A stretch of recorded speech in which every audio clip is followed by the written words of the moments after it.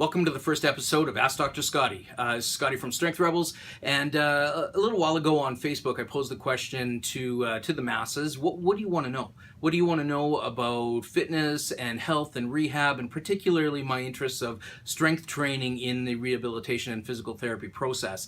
I got one really good, well, I got more than one question, but I got one really good question that I'm going to address right now, and that's if you are a physical therapist that wants to hone your skills in exercise prescription, what would I recommend? What would be the thing to do?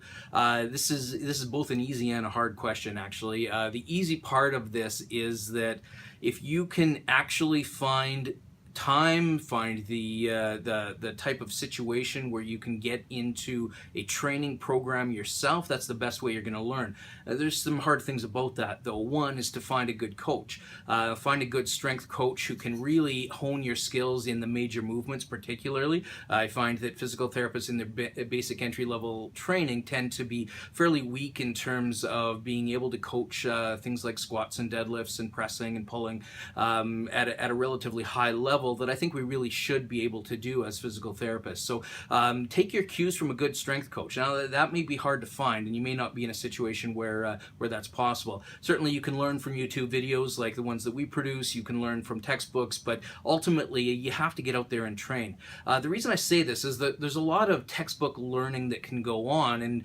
and I think that we tend to look at a textbook, look at what it's saying, and think that we have a fairly good grasp of it. But the reality is once you get under a little bit of load, you put a bar on your shoulders, you start lifting from the floor, there are so many nuances about the way to do that, and the internal cues versus the external cues that you focus on, and it's so individual, but you really do need to have a sense of what that looks like for you in yourself so that you can really explain that to your clients. Now, their cues may be entirely different than your cues, but if you understand that process in terms of how it feels with you, you can better really translate those internal and external cues to the client.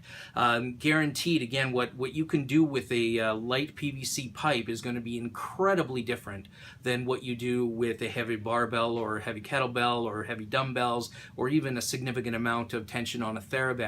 So really understanding that is the biggest thing. The second part of the answer that I want to get to is understand that when you are strength training, you're really turning most movements and most exercises into whole body movements, even the ones that appear relatively isolationist. I use the bench press as an example, is that if you can create whole body tension in a bench press, it isn't just a pressing exercise.